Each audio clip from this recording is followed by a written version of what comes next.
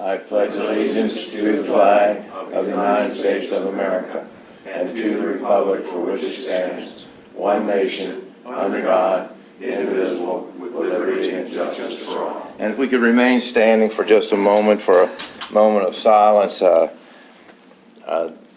Certainly one of the most terrible issues that I know of is what's took place in the state of Texas and Caryville, and with the loss of all those people, with that flooding that took place, most especially that the kids that were at camp.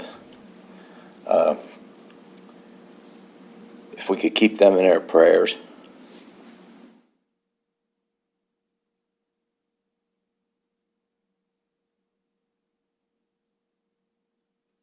Thank you very much.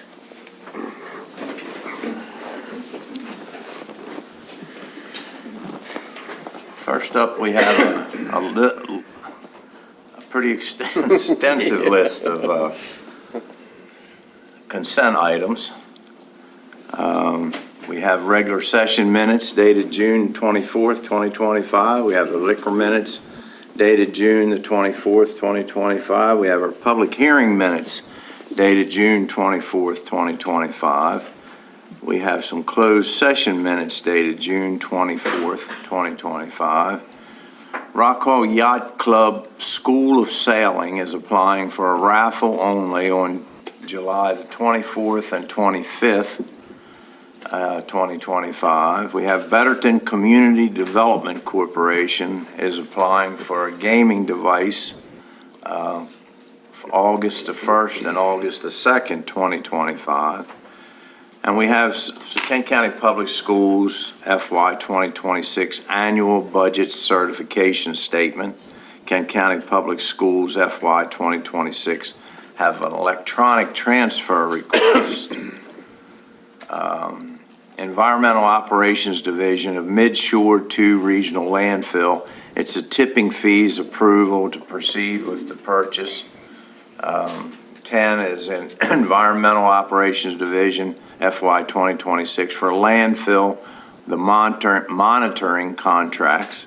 Kent County Detention Center, the Corrects Pharmacy contract. Kent County Detention Center Medication Assisted Treatment Telehealth Services. Kent County Detention Center acceptance of the FY 2026 Medication Assisted Treatment Grant. Office of Emergency Services Motorola Solutions Software User Agreement and Maintenance Proposal. Office of Emergency Services Quality Control Program Renewal. And last but not least, Planning, Housing, and Zoning FY 2026 Critical Area Grant Contract Agreement. Gentlemen, if you have any questions or concerns? No, sir.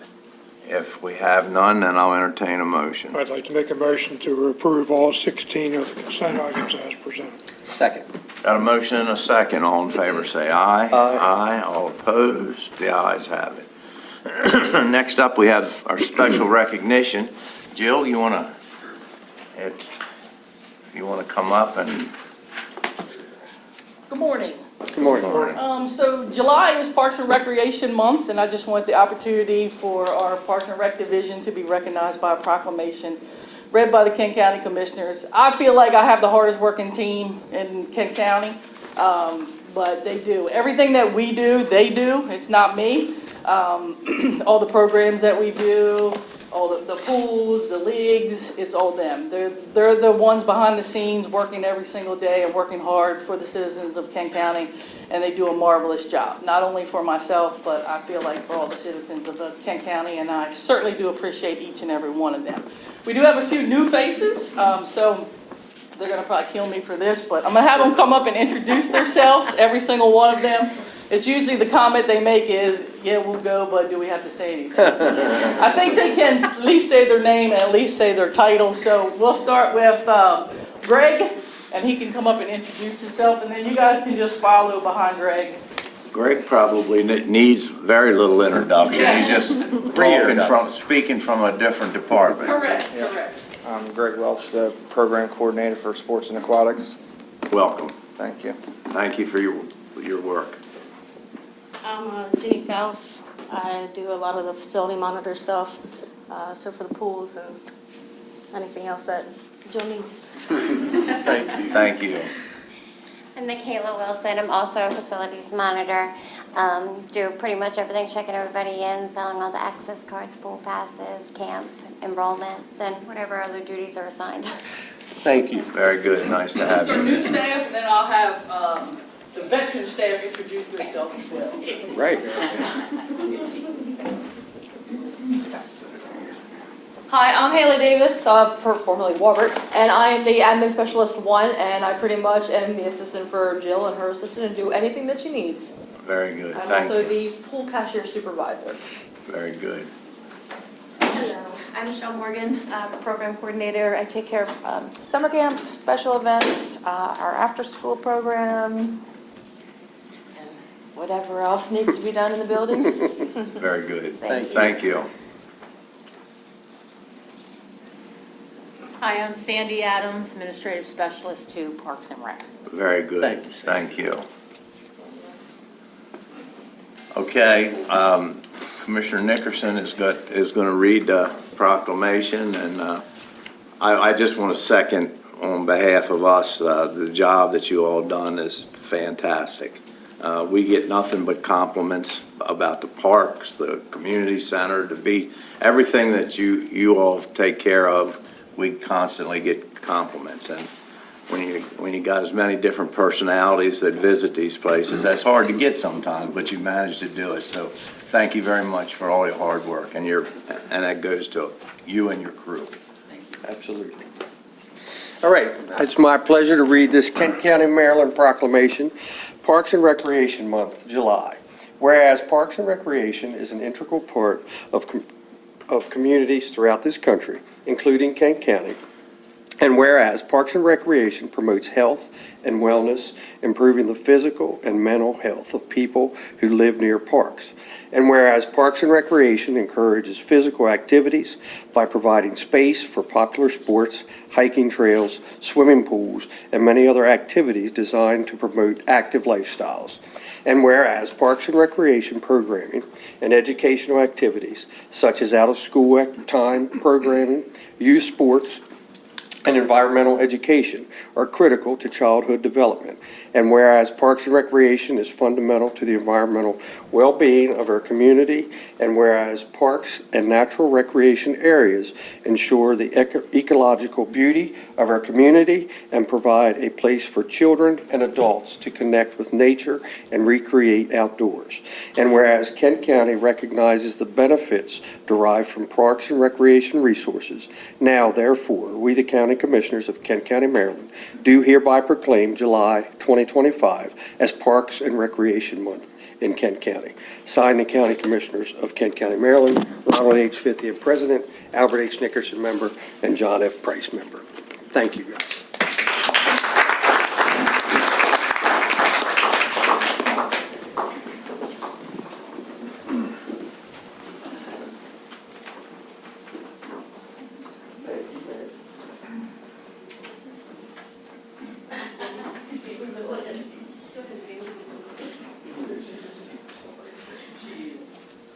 A couple of you could come around, or Haley can slide, or. All right.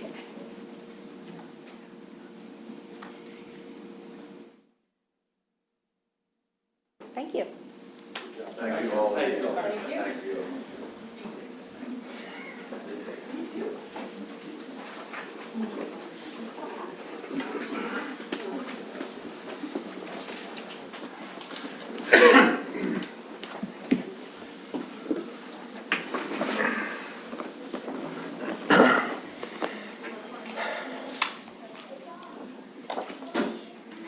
Okay.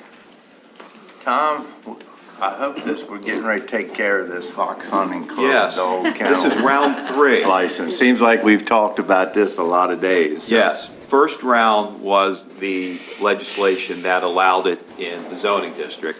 The second round was a legislation that provided for the regulations in the application process. That's correct. And here we are now, we have our first application.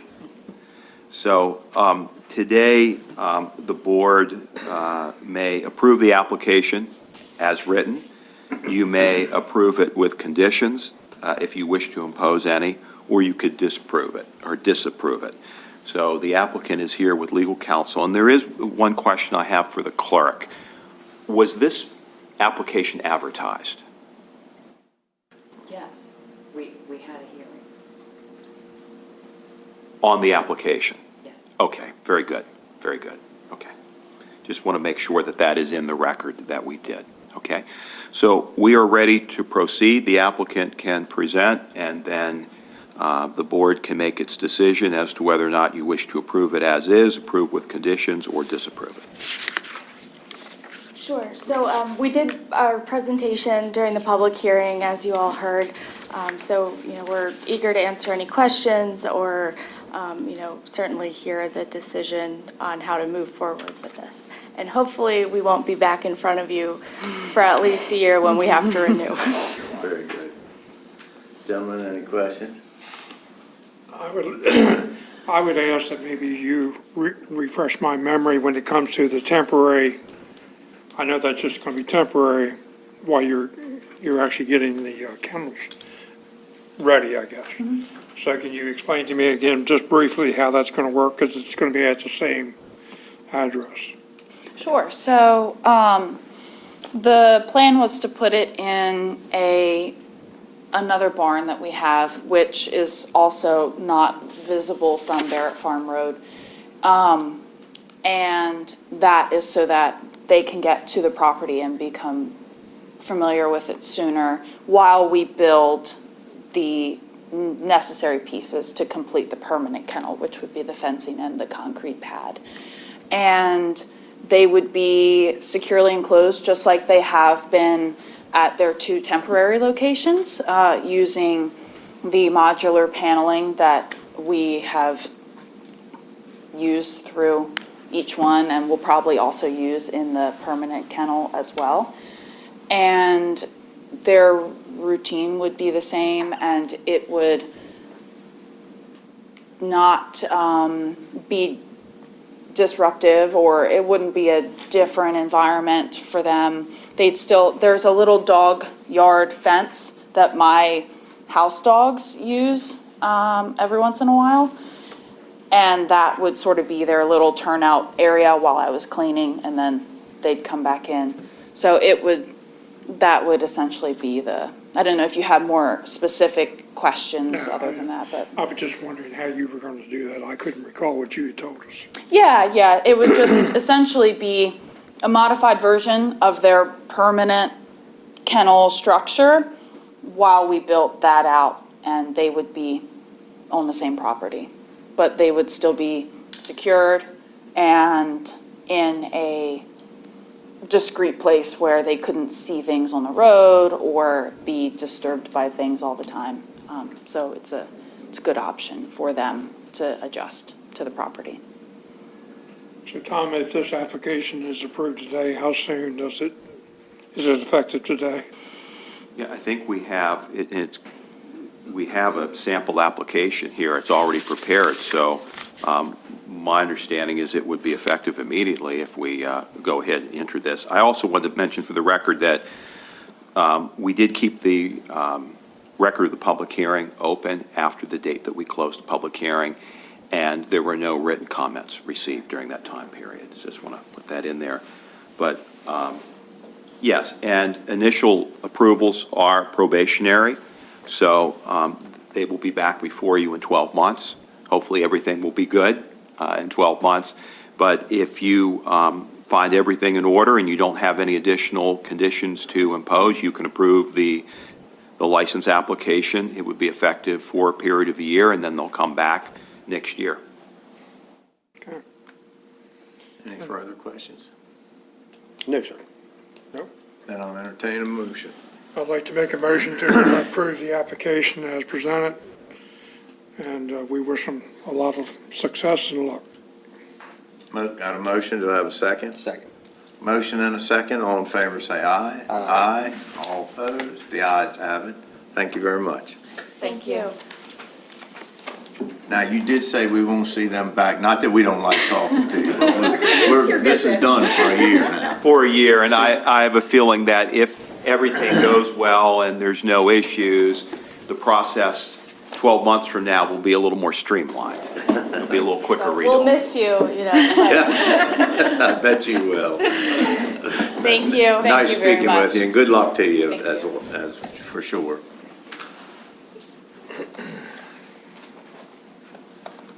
All right, first appointment we have is Mr. Brian DeGregory, State's Attorney's Office, with a funding request. Thank you. Welcome, Brian. Thank you. Good morning, gentlemen. Appreciate you giving me the time, squeezing me in so soon. So this request, this was actually, this item, or this maintenance fee from PBK, which is prosecuted by Carpel. It's connected to the software program, the software management system that we got through a grant last year. And we received their bill for the maintenance fee, and the maintenance fee was discussed when we applied for the grant, and I was before the commissioners, and we talked about this. It was included in the first year, but we got the bill, the first year's was included in the grant money paid for the first year maintenance. And then we received a bill in June and looked at it and thought we were gonna pay for that out of last year's budget, which then we called finance to make sure if that was appropriate to do or the right thing to do. And we were informed that no, this bill is actually for, or the dates on the bill show that it carries into this year, this fiscal year. So therefore, I'm here asking for that money to pay for the maintenance of our new software management program, rather than having asked for it in our budget request, which would have probably been the more appropriate thing to do. And I'm here before you guys asking for this now, because it's going an ongoing fee that we're gonna have to pay every year to maintain the software management system. If that was clear, I don't know if that, Yeah, it's gonna be an ongoing Yes. expense for your software. yes. Questions, gentlemen? I'm kind of just wondering if, we just started the new budget year. Obviously, you had some revenue left over, county dollars left over in your FY '25 budget. Yeah, we were scraping it together. We're trying to find places where we could pull it from. And then we contact the finance office to determine what would the appropriate approach be, trying to scrape the money together out of our previous budget, or, putting it into this budget. I'm just wondering if there's a way to, no county department overspends their budget normally. And there's always some money left in the FY '26 budget, '25 budget, '24, whatever year we're in. Sure. I'm wondering if you could try to absorb the cost in your budget for maybe another line item. And if that doesn't work, certainly we're gonna give you Sure, the money. understood. I'm just trying to hold on to our contingency funds at this point when we're so early into the year. So the way we've structured this request is not contingency, but rather fund balance. And the reason for that is because it is a recurring expenditure. So contingency are generally one-time expenditures. So this would come out of fund balance. Correct. That makes it easier for me then. Thank you, Shelley, That for explaining that a lot more clearly than I was, Our trying to contingency fund do. is for emergency type situations and not that we wouldn't approve it, because we are, but I'd like to hold on, I'm just speaking for myself. Yeah. To those funds if we, in case something else comes up. No, I understand completely, and that's why, when we were dealing with this, I called Pat at the finance office and we talked to Shelley, and this is the direction that we were, I originally was gonna make a contingency request, and then it was explained to me that this would be the more appropriate way to do it, and I take their advice because I'm just a prosecutor. They're a lot smarter than you. I'm not an accountant, I'm definitely not an accountant, and I would definitely not be a CFO, so. Any other questions? No. Then I'll entertain a motion. I'd like to make a motion that we approve a fund balance expenditure to the amount of $8,800 for the maintenance of case management system for the state's attorney. Second. Got a motion and a second. All in favor, say aye. Aye. Aye. All opposed? The ayes have it. Thank you, gentlemen. Thank you. And, Thank apologize for being a little too informal and saying you guys and stuff like that. I just get a little too informal and comfortable, but I appreciate your time. No, You're good. you're good. Have Thank you. a good day. See ya. Next up is Mr. Robert Bell, Executive Director of Kent County Public Library. Good morning. And you can introduce Good morning. I'm John Murphy. I'm the treasurer of the Library Board of Trustees. Nice to have you in, sir. I think you might know Mr. Chris Walmsley, Director of Office Administration for the library. Well, we're back again. We've made some adjustments to our budget request, taking into account some of the concerns and criticisms that you have of our previous budget request. I've been working a lot with Shelley, with Pat Merritt, and with Jeannie to try to whittle this down a little bit. We've taken out the increase in the senior team salary out of the original budget request, so we're just asking for a 5% cost of living increase across the board for our staff. So that reduced our budget request by almost $20,000. So if you should have a copy of this document, which has this. Okay, very good. I think probably the simplest way to explain it is the bottom line that's highlighted. Previous budget was $793,960. The original request, the original allocation from the county was $48,731, but that had a miscalculation in it. $25,000 that was not from the county was included into that. I've worked with Pat to correct that. So we've added that back in, but then we've taken out the $19,000 that would have been for the senior team getting seemingly an additional raise. So that's been removed. So it's only a $5,000 increase, plus the $12,000 increase in salaries from the original allocation, which is due to us hiring more staff. So including myself in the last fiscal year. And then the $30,648 in additional benefits from hiring new staff and changes in our healthcare costs. So the final budget request then would be $890,718, which is significantly less than what we'd asked for before. Any questions, gentlemen? But significantly higher from 2025. It is, yes.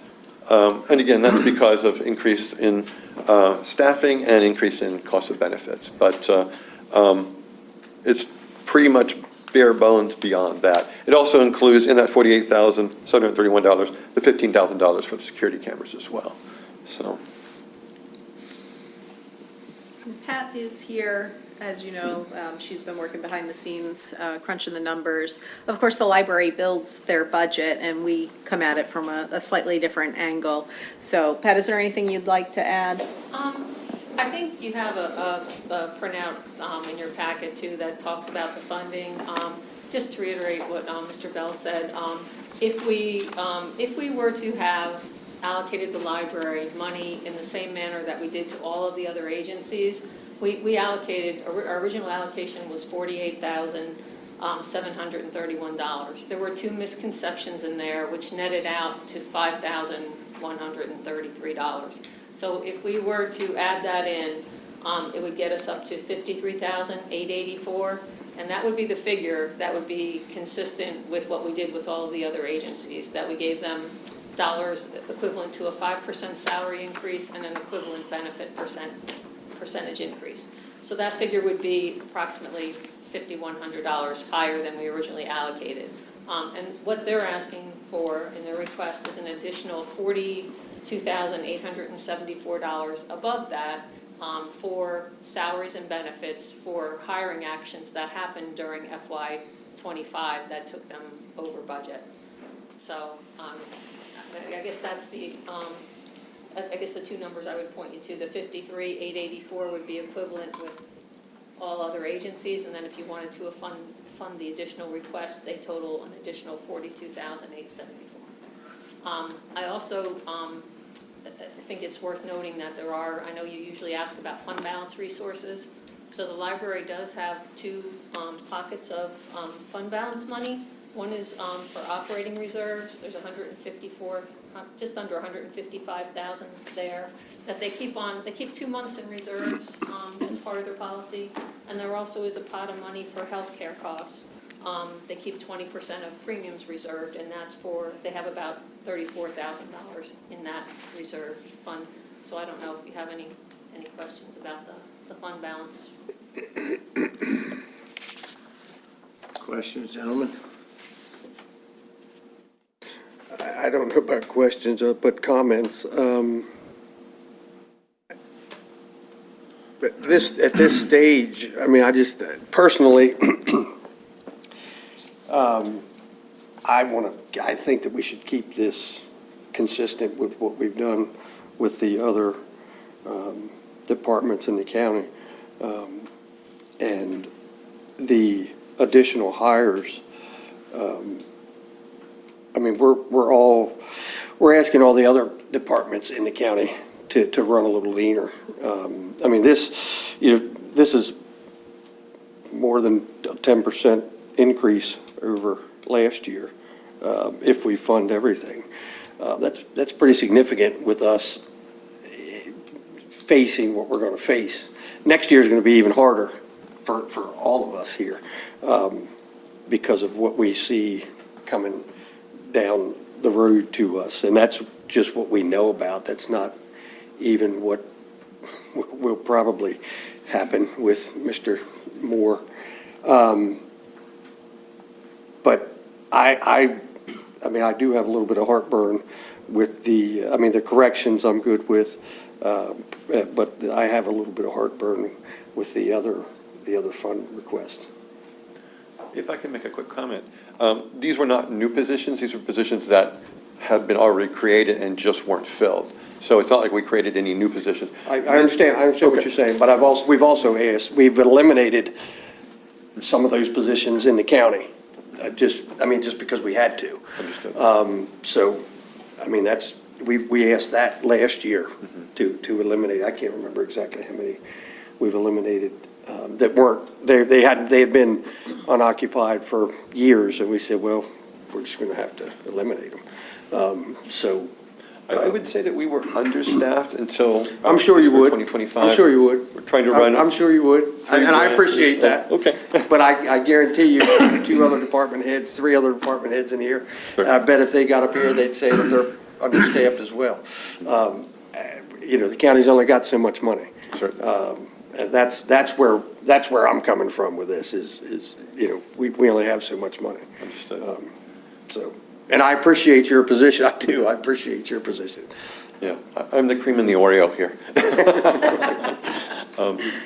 But this is a one-time thing. It won't happen again because I'm new to the position and we've had changes in board management. Well, these will and be, so forth. but these numbers will be in the budget next year.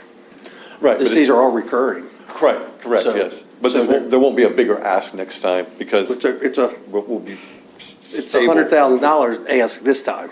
Understood. I mean, that's a significant amount of money. Well, I've actually looked at all of the documents that have been shared. I agree with Commissioner Nickerson, and this is going to be a reoccurring problem.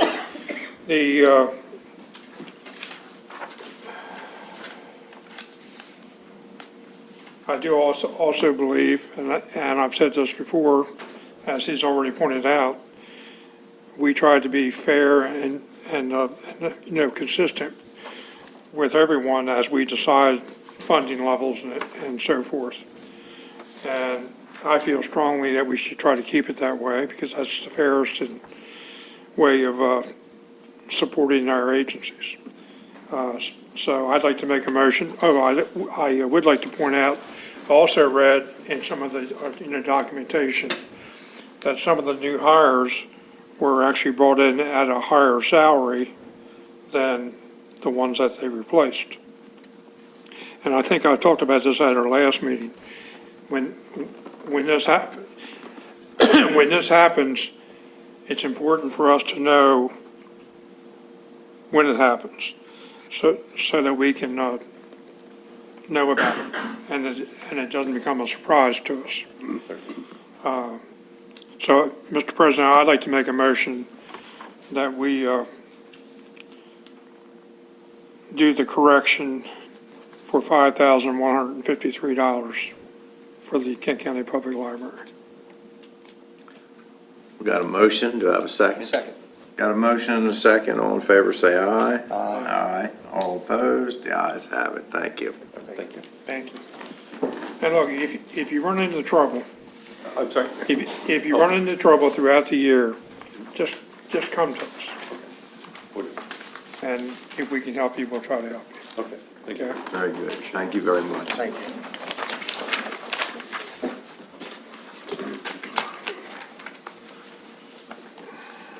Okay, we've got some departmental requests. First up is Parks and Recreation. Jill? Joanne? Good morning. I love seeing Joanne. She puts a happy face on it.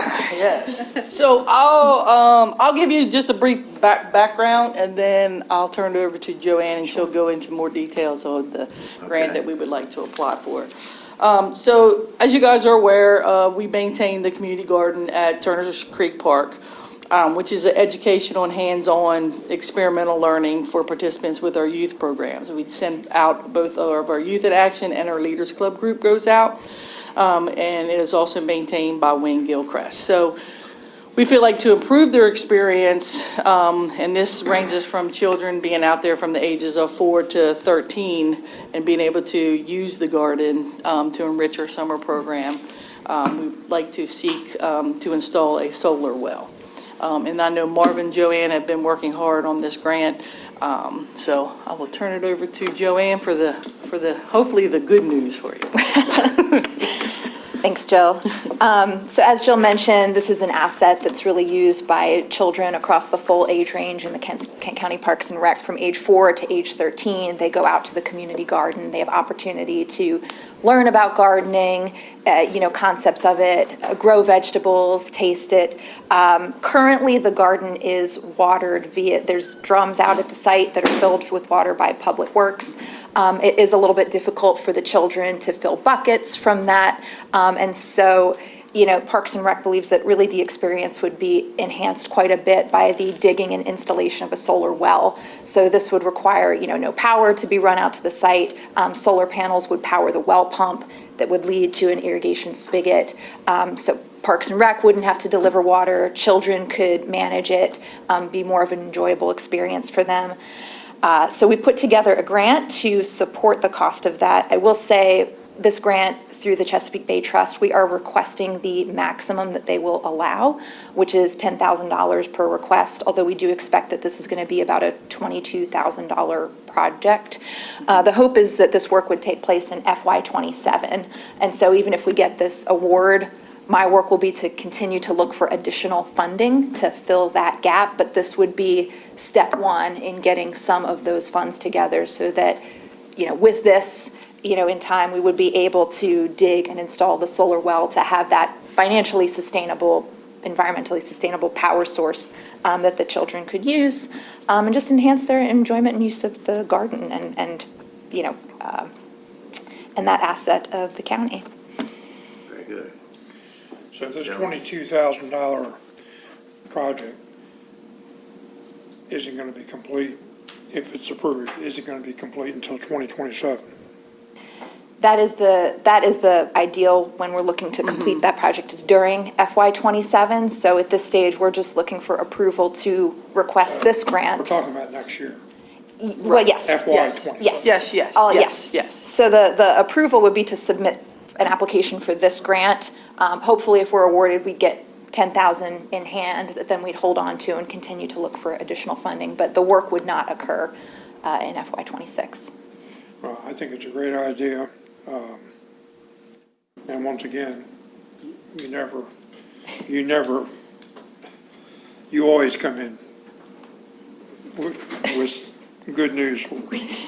So, and I'm sure that you'll probably be very successful finding additional funds to actually support this project. So I'd like to make a motion to proceed with the grant application to the Chesapeake Bay Trust. Second. Got a motion and a second. All in favor, say aye. Aye. Aye.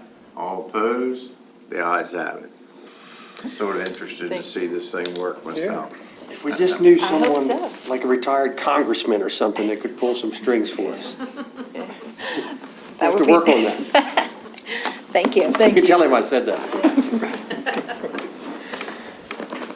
I'll see him tonight, I'll be better too. I'll pass the word on too. Scott, IT up next. Information technology. A request to approve 2023 subrecipient agreement with the Department of Emergency Management and request to approve purchasing. So, a little bit more good news. We were awarded $136,000, a little over $136,000 for, I won't list them out loud, but the 4 items that you see in front of you that are, that will enhance our cybersecurity posture. One thing I would like to add is with this one, there was probably 40 applications in the state, and these ranked 1, 2, 3, and 4. They were the 4 highest ranking for all the state applicants. So, and this is the 3rd fiscal year. It says FY23, they're just behind. If you remember, we got doged, right? Like they took our money and held it for a little while, now it's been released. But we're batting 100%. Like for 3 years now, we've put in, I don't know, 8, 10 different projects and we've gotten them all. But this is the first year we ranked 1, 2, 3, and 4. So we're getting better. Good deal. That's So great. we're just looking for your permission to accept these funds, and they're all state contract. Good to go. Any other This will be questions? pretty easy, Scott. Good job. We like this one. Entertain a motion. I'd like to make a motion to approve the 2023 sub-recipient agreement for the period June 2025 to August 31st, 2027, and approve the vendors associated with each project, and approve the piggybacking off of the listed government contracts. Second. Got a motion and a second. All in favor, say aye. Aye. Aye. All opposed? The ayes have it. Thank you, Scott, gentlemen. before you Yeah. leave, I mean, this is, talking about us being successful, I think just a minute to highlight this whole IT program project that we've been involved in for a number of. Many years now. Yeah, a lot of years, and we've always was very successful because we were a shovel-ready project. When the federal government become real involved in this, we were at the top of the list in a lot of these areas that we wouldn't have been able to serve probably for a lot of years because of the money. We would get 90%. A lot of those grants we received were 90%. We only had to put up 10. Well, I think in- Which was, I guess my question is, that's to me, is one of the best projects the county's done and should be proud of for years to come, and because we started so early. Sure. And I just wondering, where are we with being able to one day say we've got 100% coverage? Sure. A couple things to address there. Number one, like you said, it's been well over 10 years that we've either been researching or been a part of the broadband expansion and then cybersecurity efforts. But all told, outside of what we've put in since the original fire project, I think we've brought in over $10 million in grant funding from the. Brought in that much, We brought in, I would say well over 10 million, just through our department. And that was ultimately through the state. They were the ones that really divvied up the funds, and from a number of different partners. Now, the real challenging question is, when do you get to say 100? Whether it's 99% or 100, you're never going to get there. And the reason why I say that is because you can't force people to hook up, right? I mean, so you can get to 100% offering, but it's still up to the individual to consummate that deal. And you're still going to get people that'll say no. And I understand that part. I guess I should rephrase my question is when could we say we're at 100% being able to offer this to our residents? Yes, the good news is the state has defined that for you. So this last round that we have is the long driveway grants. So in essence, what they're saying is the infrastructure is out there. Then there's these long, half-mile driveways. Sometimes Especially your farms and stuff where they Correct. sit. Correct. So there's an award out there for that, and then the state is defining from that point forward, whether we agree with it or not. They're saying, at this point, this geographic area is now served. So what I'm saying is that we're going to be cut off from any other funds outside of ourselves, but that's according to what the federal and the state government says.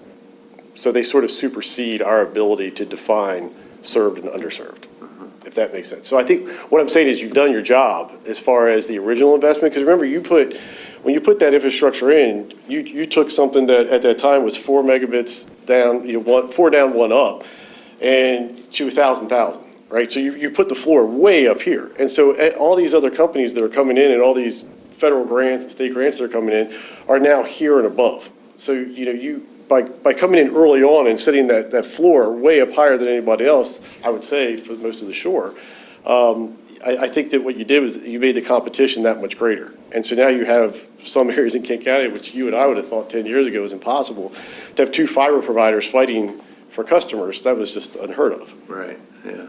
So I'd say it's successful. So, very good. Well, I agree that it's successful, and to be honest with you, I hear that people talk about that all the time. For a little rural county like us, to have as much coverage as we have for high-speed internet is pretty unheard of. So, And as you said earlier, because Gultz is a great example, where when the CARES money came in, and we had a community out there that had horrible coverage, whether it was, cellular, wireless, I mean, they just couldn't get anything, but we were shovel-ready. We were able to take that CARES money and got, 60-some homes hooked up when they were all in lockdown. how about that? It was a good project, and I think our initial investment, if I'm not mistaken, I think it was something like $7 million we It put was into roughly that. around 7 million, yep. Yeah. And just to I want to make that point clear, that was to hook up, gosh, what do we have now, like 90 anchor sites? So, because we've been able to use that to expand to do water and wastewater monitoring, which is actually part of this cybersecurity grant. We're going to be able to use that infrastructure that you funded to enhance the security posture of those sites. But that $7 million, remember, that was our ownership. So we own bundles. It was for the public side. But what it did was it cut the bill basically in half for the private side to come in and put their money in. So they put $7 million and then some, way more. It was that to and through approach. You build to a government anchor site, split that cost. Now the 100% that they have to eat might only be a half a mile or a mile beyond that. So it's good P3. Well, it's been a good project. Kent County should be proud of that. I think so. Absolutely. All right. All right. Thank you, gentlemen. I don't have anything else. Thank you. Either one of you all. Thank you, Scott. All right. Oh, Mike, you want a While question? he's here, Yeah. and I talked about cell coverage out at Colchester, we recently switched carriers. We went from Verizon to Consumer Cellular, and our cell connectivity in Colchester increased 100%. Oh, good for you, yeah. So it's not necessarily that we don't have connectivity, it's who the carrier is. Consumer Cellular uses AT&T towers, and I have to tell you that we're ecstatic. So anybody that does come in and complain about non-connectivity or having cell coverage in Colchester, they should take a look at other carriers, because it just might be that it's a Verizon thing, but not necessarily with other carriers. So I wanted to bring that up because Scott and I and the group have talked about that in the past, and so that's a solution to the problem. Very good. Thank you. Thank you. All right. Thank you, Scott. Thanks, Scott. The Kent County Local Management Board. I didn't see you sitting back there. Hello. Good morning to you. Good morning. Renee, how are you? I'm good, how are you? Good. We have back-to-backs. Right, this is a two-part request, which is why you have two departments in front of you. So the LMB has had a vacancy, and we're requesting a reclassification. But before we talk about the reclassification and the position itself, we're asking for a funding piece that is needed to move forward. And that is because in our approved budget, we had an approved budget from you all that covered the position before this potential reclassification. And right now, to be able to move forward with a reclassification, we would need approval to increase that budget by, I have it in here, $2,389. And so that would come from this fund balance. And so we're requesting that the commissioners approve an increase in that budget up by $2,000 from the fund balance to be able to move forward with this reclassification, with the caveat that due to this current timeline, we probably won't actually spend that $2,000 because we'll have some cost savings between, because we don't have anyone hired yet on July 1st.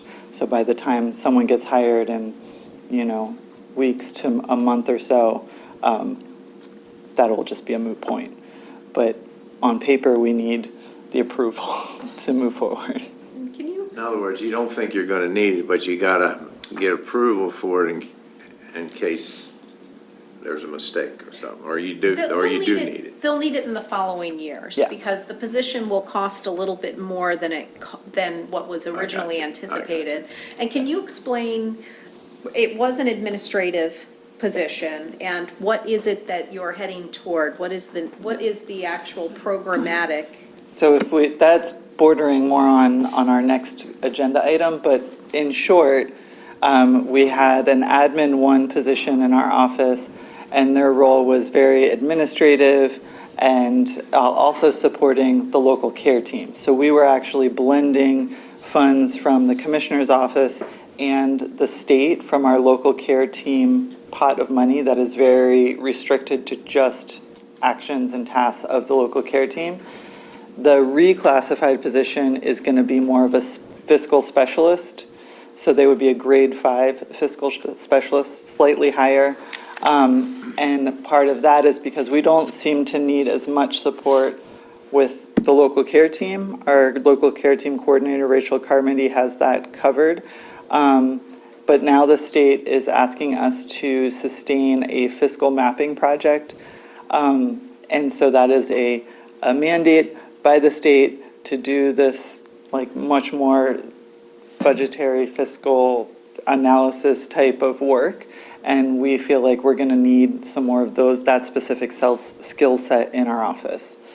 And so they would help us with normal administrative fiscal duties, but also the mapping piece, which is a whole other thing. But basically the mapping is going to be looking at what everyone across the county is investing in children and family services and programs, and being able to show that so that when we are making funding decisions, we can say, well, the county between social services, health department, L&B, schools is investing this much in, home visiting programs. So maybe we don't need to direct new dollars toward that. We should be looking at this other area where we're really not investing anything.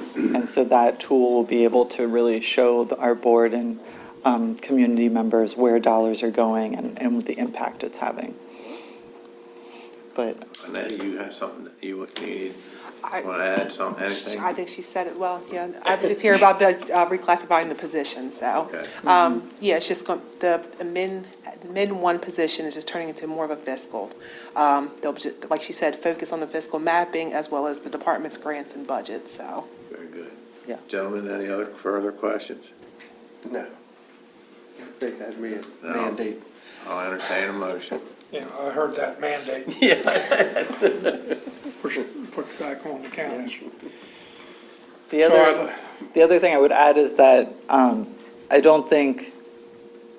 think I'll be able to use other state funds in FY27 to support this position moving forward. But those haven't been released yet. Those are the enough dollars that we've been using. We would welcome that. So I'd like to make a motion to approve an additional $2,389 for the reclassification position within the Kent County Local Management Board. Second. Got a motion and a second. All in favor, say aye. Aye. Aye. All opposed? The ayes have it. Thank you very much. Thank you. So now we need to officially reclassify that position, which is the first item under the Human Resources Department. And I'll entertain a motion.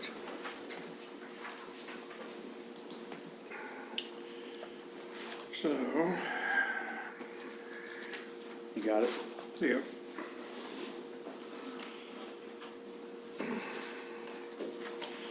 So I'd also like to make a motion to approve the reclassification of the existing position of Administrative Specialist 1 to the Physical Compliance Specialist for the Local Management Board. Second. Got a motion and a second. All in favor, say aye. Aye. Aye. All opposed? The ayes have it. Thank you. So if you know anybody good at budgets and bookkeeping and You can't have her.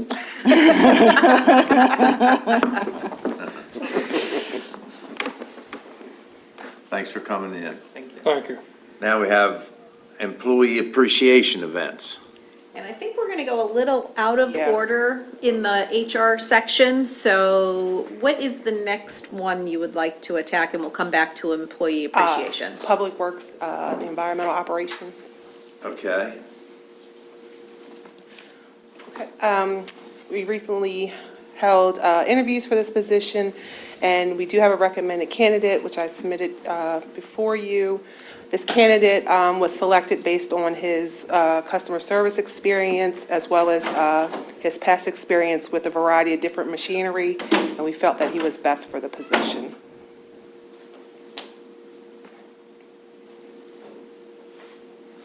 Any questions, gentlemen? No? Then I'll entertain a motion. I'd like to make a motion to extend the conditional offer of employment to the recommended candidate. Second. Got a motion and a second. All in favor, say aye. Aye. Aye. All opposed? The ayes have it. Thank you. Thank you, guys. Thank you. Now I assume we're going to employee appreciation.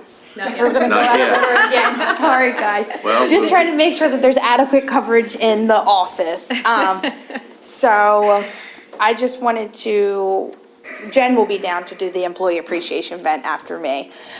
So I believe the first you guys have is the emergency medical services part-time paramedic. Okay. Didn't have too many candidates, unfortunately. I think it's kind of everywhere that's having problems with that. You have all her information in front of you. Really great qualified candidate. Think can really be a good asset to the Kent EMS team. If you guys have any questions, let me know. And this is part-time. Correct. Any questions? No, I have none.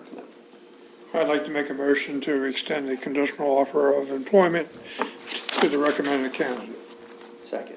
Got a motion and a second. All in favor, say aye. Aye. Aye. All opposed? The ayes have it. Before we move on, I know that staffing levels continue to be a problem. At no fault of anyone that oversees the operation. And sometimes the hiring process hinders the way we do it, hinders, we actually lose qualified candidates because it takes sometimes 1 or 2 weeks to get them approved. And I know we've done this in the past, and I would suggest that we consider doing this, especially with the EMS folks, because they are hard to find. In the past, we've allowed the county administrator to approve the hiring of EMTs and paramedics without it necessarily coming before the board, which sometimes delays the process. So I would like to suggest that we allow the county administrator the authority to approve those hires when they come up. And of course, I think it's a way to do that by just picking up the phone and calling us each individually and saying, I'm getting ready to move forward with this for obvious reasons. Then I think as part of that motion, there should be something in there about with notice to the commissioners, if that's what you want. Yeah, I don't mind doing it. I'd like to know about it, that's for Yeah. sure. Yeah, I think we all would like to know And that. So, would give us a chance to weigh in if we had a issue with it. yeah. That's, we can do that. This particular candidate, this was all ready to go. How long ago did you have that package put together? A week and a half ago End of or so? June, yeah. And we had to wait for a commissioner meeting to move forward. And it's a little scary because you don't want them to jump to another county because they haven't heard from us yet. And, we have Director Landing here today too, and I'm just wondering, I think in the FY26 budget, we approved funding for an actuary for LEOPS. Correct. Do you think Kent County not having that compared to Queen Anne's and some of the others who do would be I think it'll good- assist in recruiting. In and recruiting. Retention. Part of the second part is the pay parity with other counties. And we work with that all the time. Yeah. Well, the actuary does take time, It does. so I don't know what's involved, and I think it's, someone from the state has to come look at all the numbers and prepare the numbers for us to consider. And I've talked to Pat Merritt, what we can work on. I'm just thinking it might help with your recruitment. Yes, sir. Okay. Anything that could help in this particular department, I think, would be a benefit. So let me, we're moving forward with an actuary. Yes, sir, it's in the budget we're moving. Right. so do you want me to try to clean up the motion a little bit? And what I would do is probably quantify what time period we're talking about, and that way it's crystal clear exactly what we're doing here. So,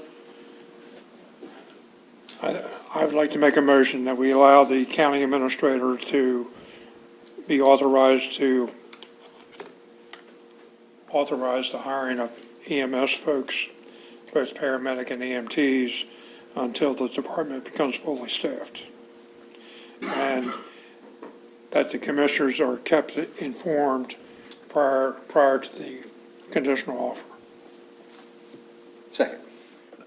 Motion and a second. All in favor, say aye. Aye. All opposed, the ayes have it. Thank you. And then I have one more for the planning, housing, and zoning for the associate planner.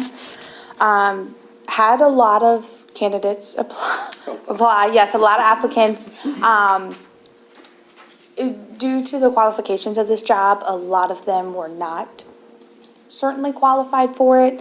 But after a unanimous decision from the interview team, we decided that this candidate was the best fitted with their knowledge and background skills.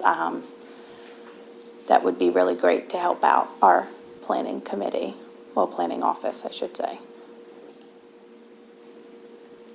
Any questions? Entertain a motion.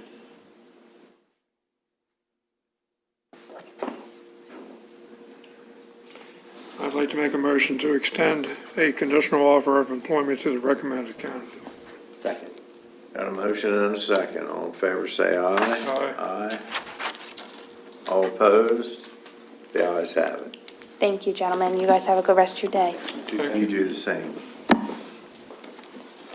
and finally, we're going to talk about. I don't want to do it now. Never mind. Bye, John. No, it's all right, come on. Good morning. Good morning.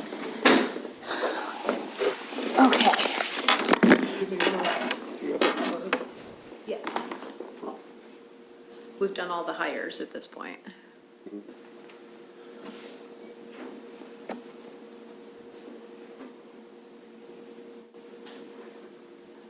Are we ready? Have employee appreciation events. Yes. So As a part of the FY '26 budget, the Human Resources Department budgeted $40,760 to hold 4 different events. So today I'm coming forward to you to request feedback as to on each event. I believe you have a brief summary of each of them, how you feel about them. If you have any comments, I have some, but I'll wait to hear yours. Shouldn't be a surprise. Why don't we hear from you first? Okay. So I believe you've received the information about the survey that we sent out after the annual employee appreciation dinner. A lot of the feedback that we got, I brought it, but I don't know if you can read it when it printed. It's like microscopic. I have even trouble reading. Microscopic on the computer. Yeah, I know. I have trouble reading Hard it. to read. But a lot of the feedback was about having a summer picnic. So the summer picnic, and I'm glad Jill's here, because this would be an event that we would hold relatively soon, probably the end of the month, beginning of August. We would have to coordinate with Jill's office. It would be held together between HR and Parks and Rec. And it would be more of a family event, a summer picnic for all of our employees and their families. We would use $4,500 for this event. Part of that would be to pay for kind of like a box lunch through the concession stands that's already contracted with Parks and Rec, and then the remaining money for a DJ. And then Parks and Rec would use additional funds from their budget to help offset the costs for like the lifeguards and other things as well. But first, that's one event. Okay. There was a second proposal event for a ham and turkey giveaway. I think this idea is really great in theory. I would propose using those monies for something else. I think, and part of that reason is because not everyone eats a ham and turkey for Thanksgiving. Some people would just rather have a gift card, which the amount that we've budgeted for this would not cover that. I would propose using some of this money towards the employee appreciation dinner, and I'll get to why I think we should use more of it towards there, and then towards Halloween, the remaining of it towards Halloween. Halloween was not listed in the original proposal for when this budget was presented to you in the budget process. I know it was a very popular event this year. We had a lot of positive feedback from employees. They loved that you guys went out and saw all their costumes, and the door decoration was a good employee morale boost. So I would propose using the money for that towards that. 2 things, and then the employee appreciation dinner was originally budgeted for $29,000. Last year we spent $26,000. A lot of the feedback was we need to move it around the county, which HR department is in full agreement of, but as we keep running into, as we continue to grow our employee population, we are limited in the places we can go. We did discuss having it at the college last year, and unfortunately, we did not budget enough to have that happen. Because it would need to be in the gymnasium in order to keep everyone together. We could certainly have it in their dining hall, but it would be very broken up and we wouldn't be very unified. So I would propose that we use some of the ham and turkey giveaway money to increase that our budget for the employee appreciation to $31,000. Use some of the money towards that, more, probably 31, and that would cover enough to get us to the college this year. And then the final event is for an employee appreciation luncheon. So a lot of the feedback in the survey is that employees do not feel like they are recognized for their years of service at the dinner. They don't think it's a special enough of event. It's more of like we're combining two things, like, great job, thank you for your 30 years of service, but we also appreciate everyone else. Those employees want to be more individually recognized. So what we propose is that we hold this event in March, so the first Friday of every March is Employee Appreciation Day. So we propose that we hold an event, like a special commissioners meeting where these employees would be invited here, and you would recognize them for their years of service. We would provide some food, and for significant milestones, we would invite the employee's family to attend as well, and kind of make it more of a, this is all about you kind of event. That budget for that was originally $4,260, but after running the costs of everything, I believe it will cost $3,760. Where would that be held? Right here? Right here. That's right, okay. And we would invite the employee supervisors as well. We could make it, the employee supervisor could give a speech about what the employee has done for their department and that kind of thing. We could make it more. What cost, what's the $3,160? Okay, I'll break it down for you. So, the years of service pins, that's $250. And this is including everyone who's up for a milestone service award this year. And then this piece, I'm not sure how we're going to handle because of tax purposes, but $2,850 would be for monetary awards. But because of tax implications, I'm not quite sure how we're going to handle that. That needs to be more of a discussion between HR and Pat Merritt. And then the remaining $660 would be for food. No, that's, We got to feed you. Well, when I saw the number, I'm thinking, what are you having, steak and caviar? That's why I was, okay. No. So as you remember, it was basically a menu that was presented in the budget for ideas. Right. Not necessarily that all of them would be funded, but these are some options that you could do. And I'm just, completely making this up, but let's just say you don't do the dinner at all, but you want to beef up the barbecue luncheon and serve crabs. You could pick and choose any combination of the above, but we did get such mixed reviews on the dinner that it was brought forward that maybe we should look at other options. What percentage of the employees go to the dinner? Do we know?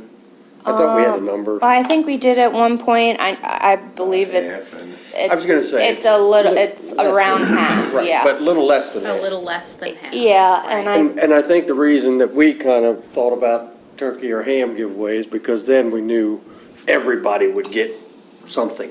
That was I think, the beginning of that conversation. I'm not saying that's where we need to go. No, but no. We'd love to, even if we had a crab feast or whatever that we do at the park, during the summertime, people on vacations, going away, doing this, I can tell you as I read this, I remember in my interview here that we asked, how do you make everyone happy? And by reading this, I can certainly tell you that there is no way we can do that. I can give you some insight. So at my previous place of employment, we did hold a crab feast for the employees. And for 500 people, so employees plus a guest and some children, we did the event for around $25,000. I don't believe the provider who provided us the crabs made a huge profit off of it, but what it did for them is it got their name out there. So employees found, okay, this is a provider, we'll go support them for crabs because they were really good. And it was always a great event. You have in the survey results multiple times where it's suggested to have a crab feast in the summer. A lot of people also do not like the time of the event. for the employee appreciation around the Again, holidays, right. everyone who has kids. That's you're right. Yeah, that as well. And for the ham and turkey giveaway, I do like it, but I would suggest doing like a gift card so you can buy whatever, like some people don't eat I get it, meat. yeah, no, I get it. My family, we do like 4 turkeys and a ham, so I mean, this would be great for me. But, and that's how we would give, at my previous place of employment, we would give employees a gift card to Acme. And they could go spend it however they wanted for their holidays for that. So these are just your options, but I do know we need some approvals to get things going. I like having the wintertime dinner for everybody. Mhm. That's just my opinion. I like that. But I don't like it in the month of December. Would you prefer? Because we're all going in all different directions. Mm-hmm. And it's a pretty busy time for everybody. Whatever, make it sometime in January or something. That was just a suggestion. And I do like having the people that are up for awards coming in here and be recognized. And then if you wanted to do something out to the community center, there's not a better place in the county for families to, or whatever you want to do there. Jill- Those 3 things I think would, And Jill. that's just my opinion. I'm more than welcome Yeah, and to hear Jill's from others. department would also organize games for us, the yard games as well. So, I mean, we have multiple games that we can do, from cornhole to, I mean, you name it, we probably ping pong. So we can do games, multiple games, along with them having the pool. The only thing that you guys would have to consider is, depending on the time of when we do this event, we may have to close down to the public. That's what I'm, right. Just making you guys aware of that. I would just need approval from you guys to do that, but other than that, we can pretty much furnish everything else for the It's a park. beautiful place to have an event for your employees and stuff, but I mean, it's for pushing it to have it this year, isn't it, at the community center, in the next, I guess you could have it in August or September, but, Yeah, I mean, you don't want to, we don't try to plan it. Yeah, with too early. with lifeguards, I would not want to go any further than like mid-August. No, you're- Because we lose that's a lot true. of going back to college and things. I mean, could we pull it off this year? Absolutely. Okay. Would it, it would take a little more effort than if we had a whole year to plan it, but Yeah. I could definitely pull it off. That's up to I've just some suggestions of mine. I mean, I do like, at the wintertime, I do like to have a dinner and music for all the employees around. But just December's makes it tough for everybody. Yeah, I agree. I I think think you might January even would get be a better better. turnout if it wasn't in December. Okay. I'm good with whatever you all do, to tell you the truth. I was just, And I think the Halloween, what Jen mentioned about Halloween is definitely noteworthy. I mean, that wasn't very much money, but there seemed to be a lot of bang for the buck with the employees that seemed to be very, very well received. I will tell you, we only spent but you're about. just talking about duplicating what we done last year. Very similar. Something Yes, similar yes, to and, that. and just for references, last year we only spent $1,000 on that event. It was potluck, if you remember, so a lot of the Yeah. food came from the employees themselves. I'm good with whatever. I mean, I just, I am too. really, I am. I just, want everybody to be able to, but again, I understand, we're not gonna, I think the idea of having Yeah, the you have- people that are up for 20 and 30-year awards, it makes it much more personal if it's done here. Sure. And you're only talking about that number of people versus the entire workforce. So it's a smaller event by far. How many bushel of crab do they have for $25,000? So, the events that I've used, we use Chester River Seafood, and they would bring their big box truck, and I mean, they'd be filled to the top with crabs, and then at the end, They must have been jumbos. we always made sure they were #1 river crabs. I think all the crabbers in Rock Hall were out and about doing what they could to provide for that event, yes. I tell you, that's that's becoming more of an iffy proposition all the time. That is to make sure It you got is, the yes, this crabs. year it's very, I hear it's very sparse. That's my only, I mean, look, I like crabs as well as anybody, but to put on a crab feast for the county, that's quite an ordeal, I think, and a gamble.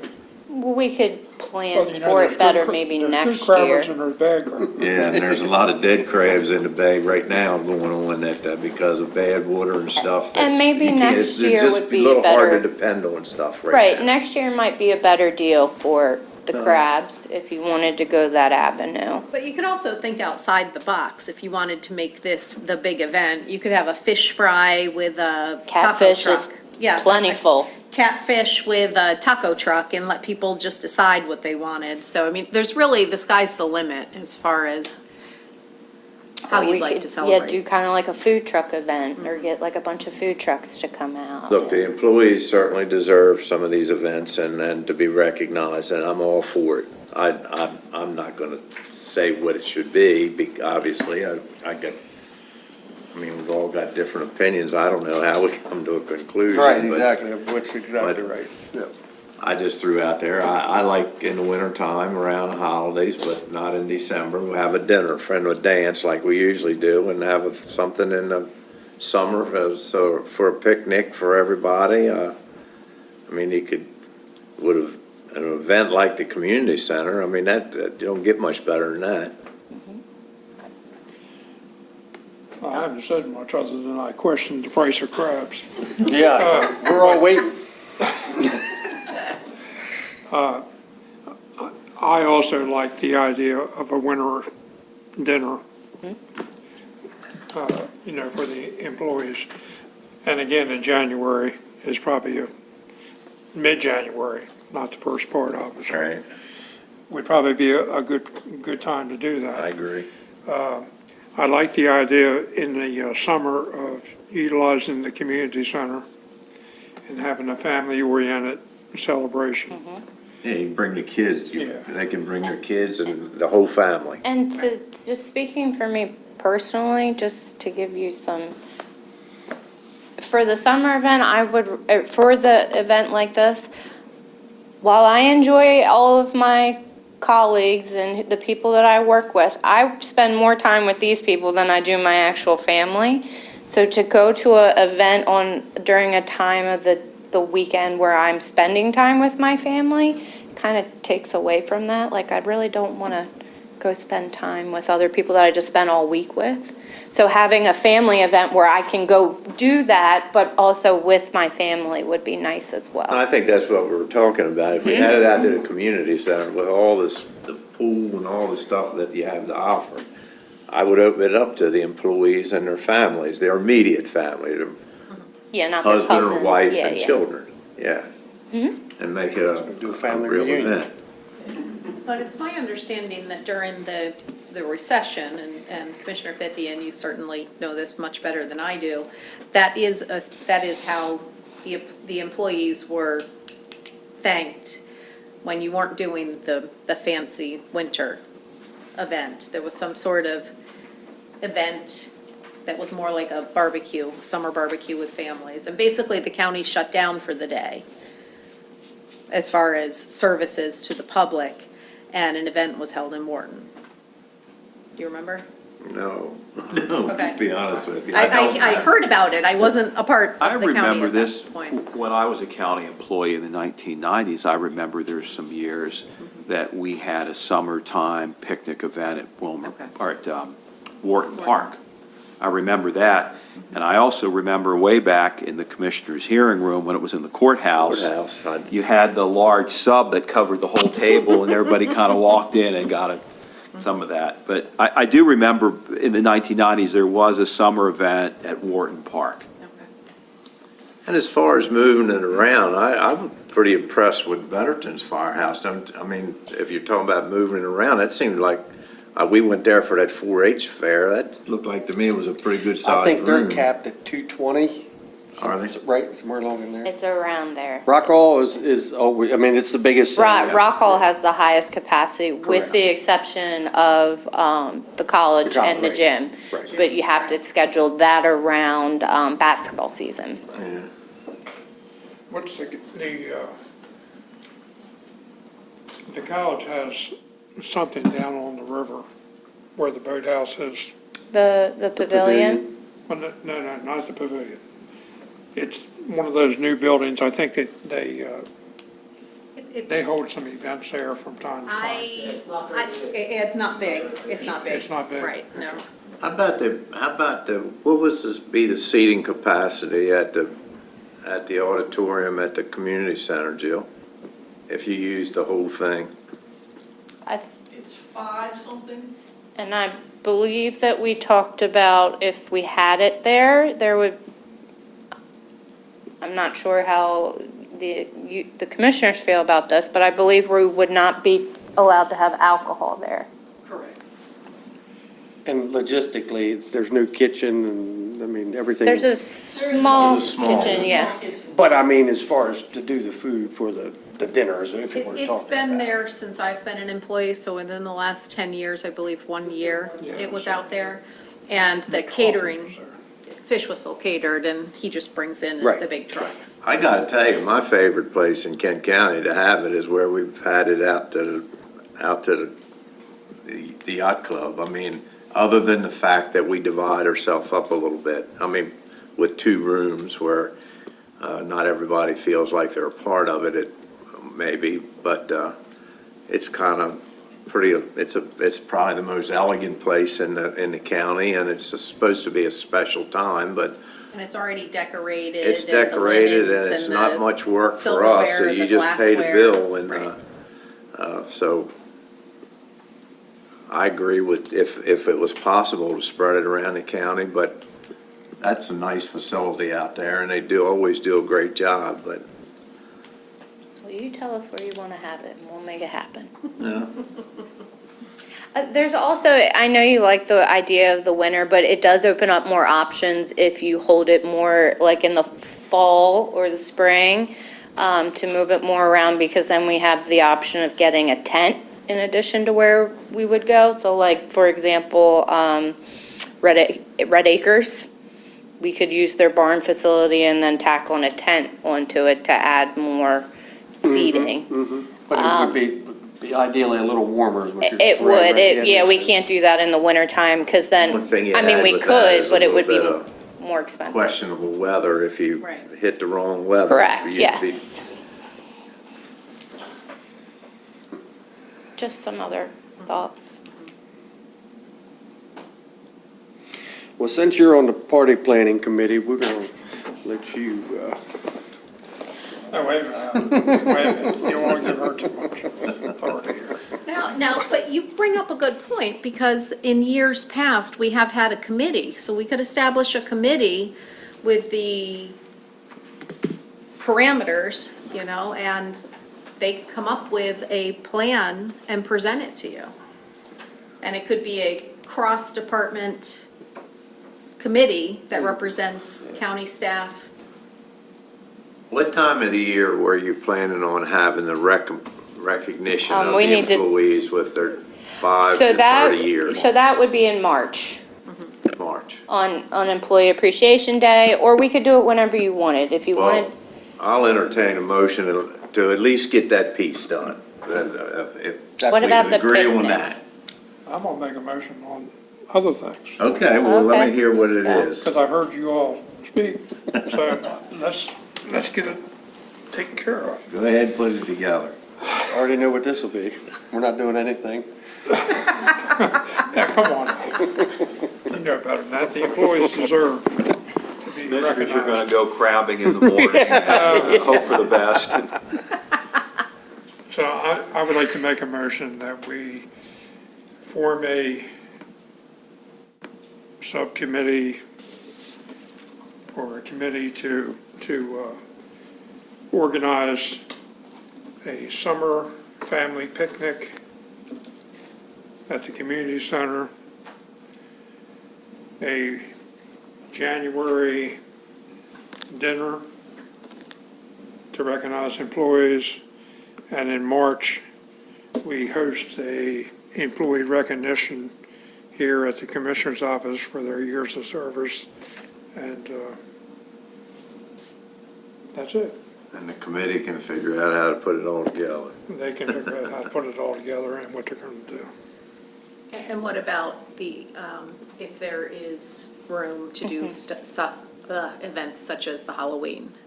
I mean, you don't want to disclude, Well, the I'm assuming that's, Yeah. you're not intentionally excluding it. No, I'm not excluding, I think So with that's, the remaining balance, we can kind of do what we think is best for the employee. to recognize. Yeah, even if you, I mean, if you could expand that to Christmas decorating the doors or something like that, if you wanted, I mean, I don't know. Yeah, we discussed that.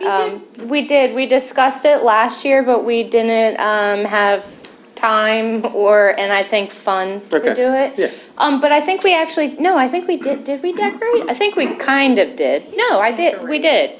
Cause, finance kind of did, We did the Grinch, and that's why Yeah. I'm remembering it was Yeah. around the holidays. yeah.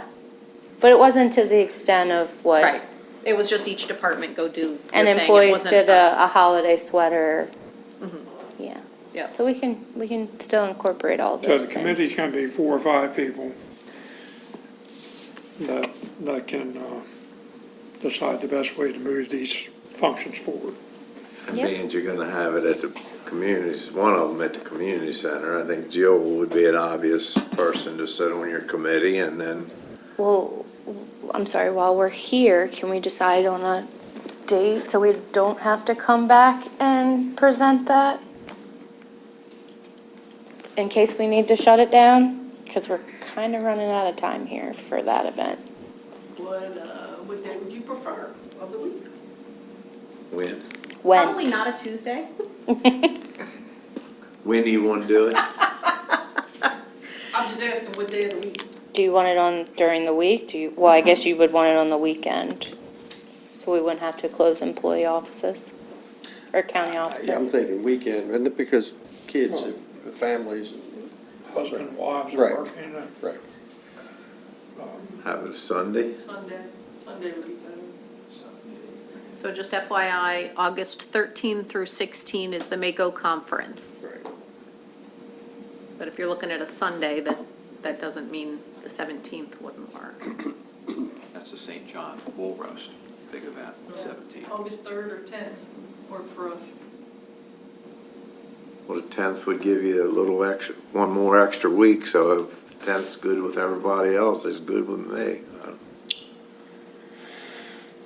August the 10th? I'm good, but I'm away, but that's fine with me. Well, then, we don't want you. We don't want you, yeah, we don't work all this around me, for God's sakes. That's the. we could do it the 3rd, I mean, that's just, if they think they can get it done in that time. I mean, it gives you 3 weeks or so. How about the 10th is fine. 24th, Jill? Pardon me? How about August 24th? I don't really like to go that late because we lose a lot of lifeguards. Okay. So I'm not sure how many we would have. Just do the 10th. We can do the 3rd. We can get it done.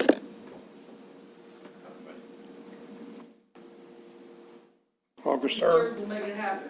Huh? August 3rd, we'll make it happen. Okay. That good, John? It's fine with me. Albert? I think so. We're good then. Good. Got all your questions answered? I got it. You made a Sometime. motion, did we second or? Right, we voted motion, second. All in favor, say aye. Aye. All opposed? The ayes have it. Thank you. Hey, thank you all. And you did say that the recognition of the employees would be here in March. That's the, Right, sometime yes, the in first March. week of March. The is- first week of March, we would do it on, I believe it's always a Friday. The first Friday in March is National Employee Appreciation Day. Very good. Okay? Okay, thank you. Jill, do you have a particular time that you're thinking about on August 3rd? I mean, normally the lifeguards are used to working like 11 to 6, so we could do 11 to 6. We can do it whenever you guys prefer, really. You tell us. Let's do 11, yeah, we could do 11 to 11 to 6? 6. That's a really long party. Yeah, it's a long time for I the mean, wouldn't event. it be better to do like 11 to 2 or 2 to 6 or something like that? And that leaves the rest of the community center available for the rest of the day. What's the busiest time of day? First thing, 11 o'clock, 11 So I would recommend maybe afternoon. Maybe you close the community center early to the public that day and have the private event later. The community Oh. center's closed on Sundays. Oh, Yeah, right, but the pool is open. The pool's open, yes. So 3 to 6, So we could do, yeah. Or something 3 to like 6 is that. fine. 3 to 6 sounds good to me. Can we chip in for a Dunkin' booth? For Dunkin' Booth, you put all them 3 in? Sure. We haven't heard the eighth grade.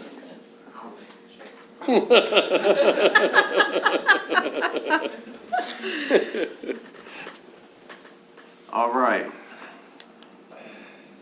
Getting back to the agenda, County Administrator, we got Okay. 2 or 3 items here. Yes, I have a few items for you and a few report outs for you. The first of which is the Chesapeake College Board of Trustees nomination. Chesapeake College represents 5 counties, therefore the Board of Trustees is made up of 2 trustees from each county. One of our trustees is nearing the end of his or her term, and we need to put to the governor a recommendation, and included in your packets is a recommendation that would move forward.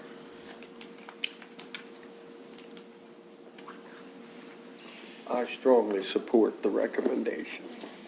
I'd like to make a motion to approve the Kent County trustee recommendation and sign the letter as submitted. Second. Got a motion and a second. All in favor, say aye. Aye. Aye. All opposed? The ayes have it.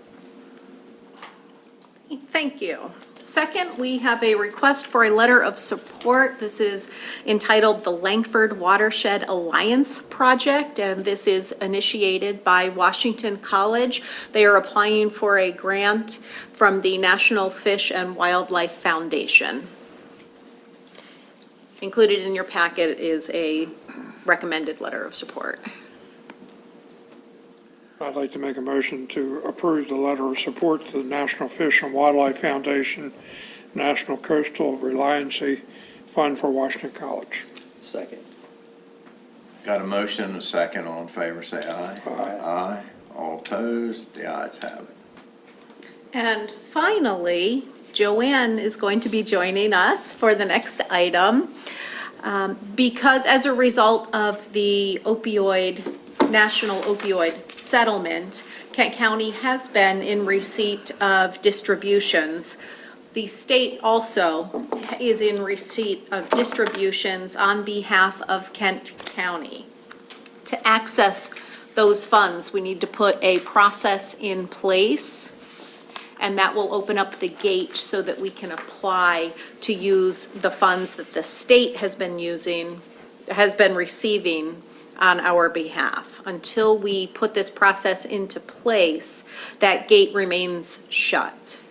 So Joanne, would you like to explain the proposed process that we have been working closely with Director Landon from OES?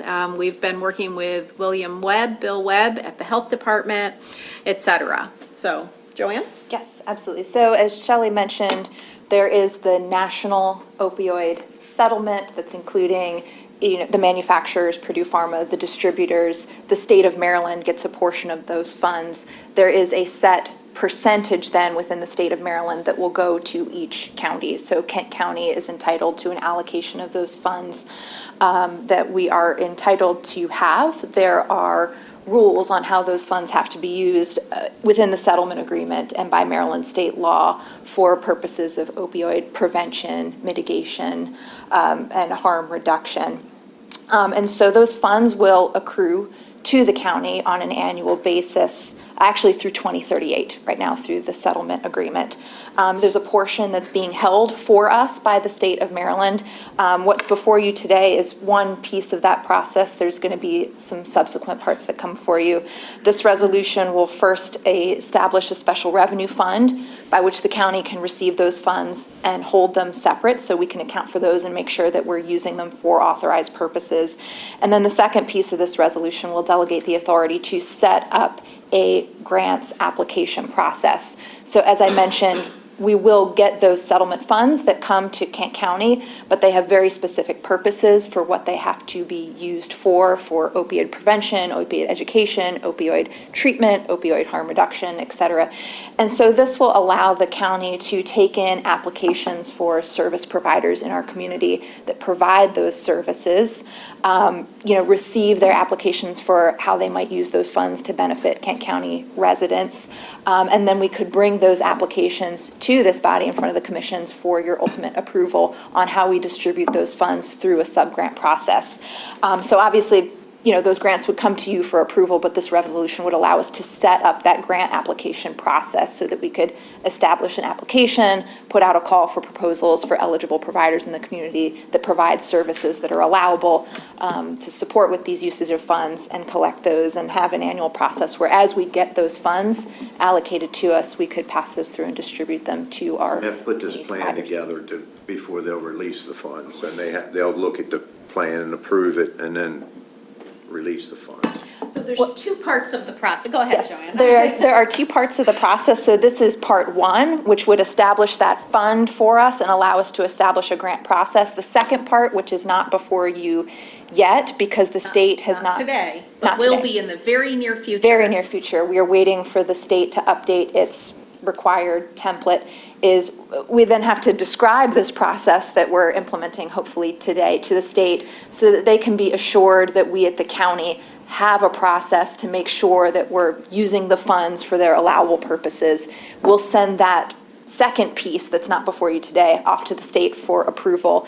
And once the state approves it, essentially saying, yes, Kent County has a process in place by which they can make sure that these funds are being used for authorized purposes, then the state will release the money to our account, that amount which they're holding for us. So this is step one. Hopefully in the near future will be that step two for your approval, which will be essentially it'll look like an application process that goes to the state that describes here's what we've put together at the Kent County level, so that we can distribute those funds, make sure they're going for authorized purposes, get the state's approval on that. And then we would be able to begin making those grant awards into the community. You've just described the Maryland government. No bureaucracy at all. Not at all. In fact, I will tell you. Very streamlined. That our plan, which is called a local abatement plan, was about that close to being finalized when the state said, hold, we are going to release a new template, so don't submit this yet, just wait, so we can release this to make sure that your plan follows the template. So we're very close. Joanne has done an extremely good job, very commendable job on developing not only the resolution, which is more of the process of the fund distribution, as well as the initial draft of the local abatement plan. And this has gone on for so long. There were lots of discussions as to the split between the county and the state, and there was one agreement worked out. And then the state tried to change that, and then the counties got back involved and got that reversed. So this has been a long, ongoing process. Right. And that was signed, it was the previous board that signed that agreement with the state that discussed, that mandated the percentages. So this is. I have just one question. When I was reading the consent items at home, and we know that we're mandated to do stuff at the detention center with drug treatments and stuff. Instead of us putting money in it, can that money pay for it? So that money is paying for it. So here, Okay. this. I didn't. If this is the pot of money from the opioid settlements, some of it comes to Kent County automatically. Some of it is held by the state for Kent County and all the other jurisdictions. But this part very specifically is reserved for Kent County, Queen Anne's County, Talbot County, et cetera. And then the state has a pot of money from those funds. And that grant that you are referencing is the state's portion. So we tapped into the state's portion to help us pay for the MAT program for FY26. Gotcha. Yes. Okay. So essentially. So they're already paying for that. We're not paying for it. Not this Out of year. our general fund. Correct. We asked the state to cover the cost of our detention center MAP program out of the state's share of this opioid settlement without tapping into our local county share. And by winning that grant award agreement, we got the state to agree that that was a good use of the state's good. share of funds. Because that's why So a that lot of them preserves are our in there county. with those problems. It certainly seems to be that a place you would want to direct your funds. And in the future, supporting activities like the detention center MAP program would be an allowable use, is an allowable use. I got you. For ours, if we need to tap into those. I was just curious if we That's a were very paying good for it, this question. was a way that would keep us from having to do it, that's all. We are not yet paying for that program out of our county share of the settlement dollars. Gotcha. Or general fund. All right. So far, so good. Any other questions? So I'd like to make a motion that we adopt Resolution 2025-09 as presented. Second. Got a motion and a second. All in favor, say aye. Aye. Aye. All opposed, the ayes have it. Very good. Thank you. Thank you. Thank you.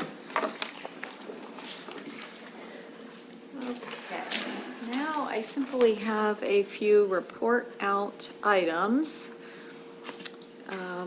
The first is planning and zoning. They are moving forward with their office reconfiguration as budgeted in our FY '26 budget.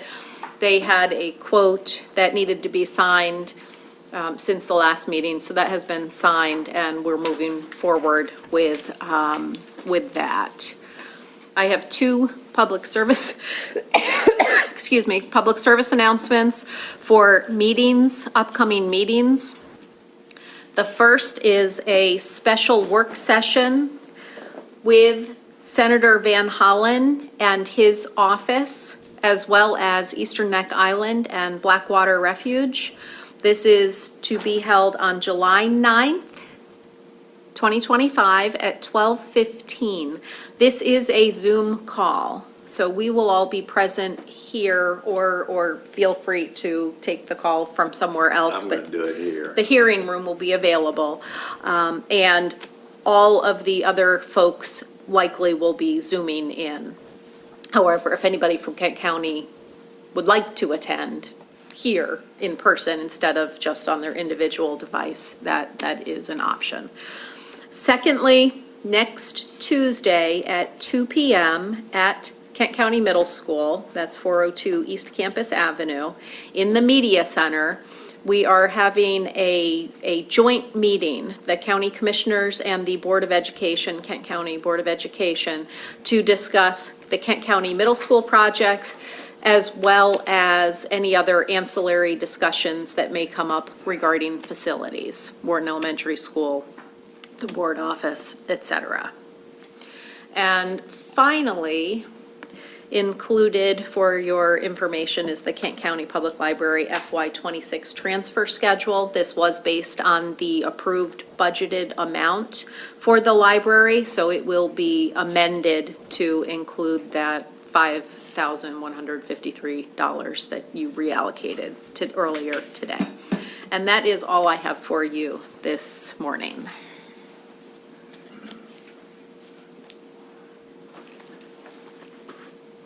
I think at some point in time, we need to discuss this letter that we received from, all those issues with the health department have not gone away. Correct.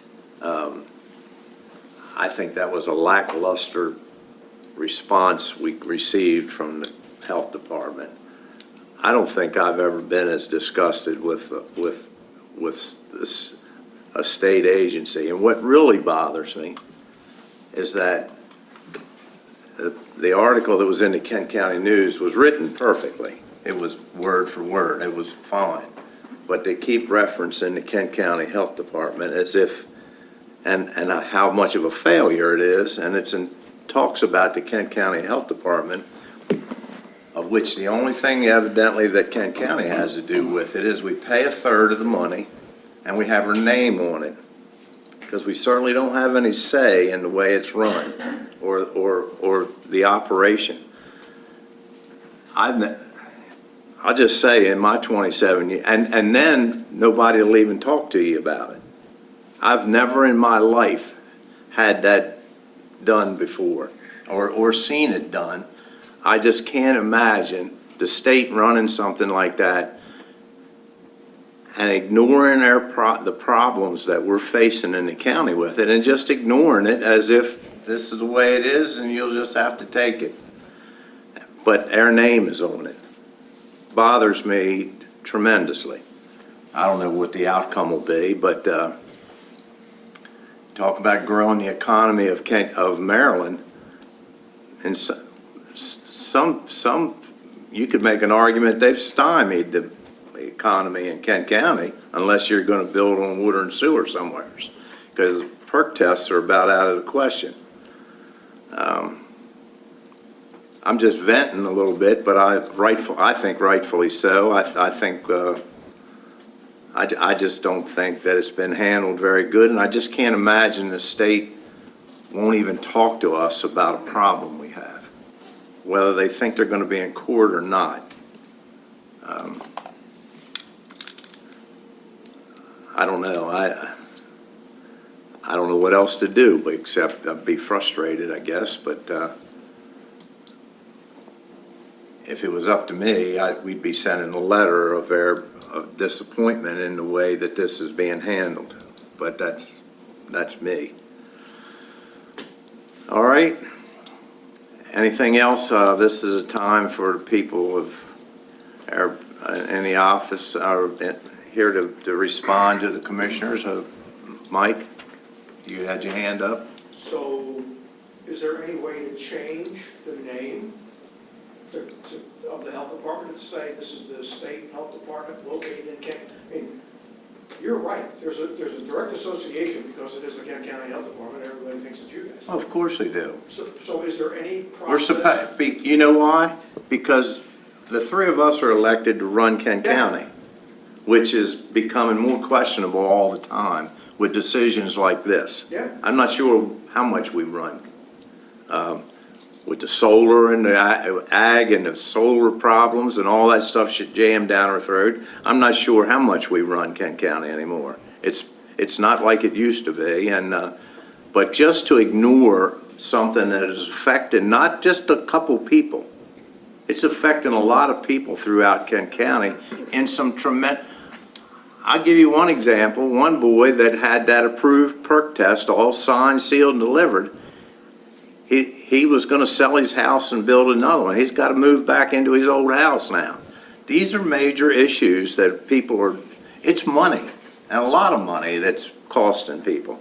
It's just not right. I don't give it, I'll guarantee you if somebody took the money to do it with, there ain't a judge in the world, and I'm not an attorney and I'm not a judge, but I'll bet you there ain't a judge in this county or in this state that would say that that kind of treatment is okay, to ignore something like that. Ignore a perk test that's signed off by everybody that needs to sign off and sealed in the Kent County Courthouse. And just when you come to use it, after spending all that extra money for the property and everything, to say, oh no, never mind. We can't do that. I just don't think it's fair. I think I've never seen people treated in that way before. Well, the first thing is to ask how you can change the name of the department. The second thing, when Wes Moore was here, you brought up the fact that he gave you his card and said, call me at any time. This may be a time to call up Wes and say, you know, you got a department that's totally screwed up. And give him the history of what's going on here and let the flow come down from the mayor's office inquiring, why is this happening? It's got to come from the top down, obviously, because they're not doing anything here locally. So maybe it takes a call to somebody within Annapolis that can make some stuff happen. You've got his number. I know that if I would call real quick. I got his office's number. Yeah. And if you think I haven't used it, you're crazy. And I still got no response. And still no response. No. Not going to get a response. Well, I've talked to that's MDE. from the state of Maryland plan is still in the back of my mind. I mean, you wrote me once that we're getting closer to it. Well, you know what? If we're gonna be ignored, I just think it's terrible. I think it's, I've never seen a county government be treated that way. You've always been able to get, you might not like it, but they'd discuss something with you if there was a problem. Well, Clayton Mitchell may think it's a hard thing to do, but I'll tell you what, it would certainly get the attention of somebody if we started an initiation to see from the state of Maryland. What do you have to lose? Because you're being ignored anyway. Well, anybody else? I've got a simple question. The meeting on July the 15th between the Board of Education, is that an open meeting? Yes, Yes. that is an open meeting. Yes. Someone in the neighborhood might be interested. There might be somebody in this room that lives in that neighborhood. Anyone else? And I think we have a closed session. We do.